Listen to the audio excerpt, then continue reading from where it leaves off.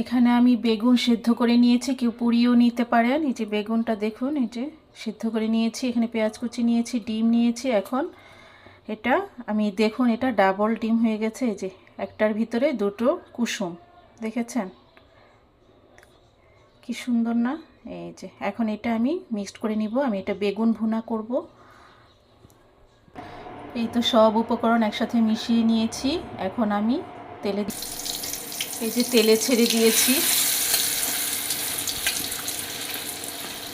বেগুনটা পুড়িয়ে নিতেও পারেন, আমি সেদ্ধ করে নিয়েছি।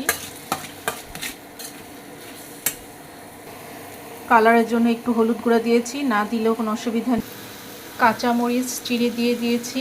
এই যে দেখুন কি সুন্দর হয়েছে। এটা যেই কেউ তৈরি করতে পারবে, যখন তখন গরম ভাত আর এই বেগুন ভুনা, ব্যাস আর কিচ্ছু লাগবে না।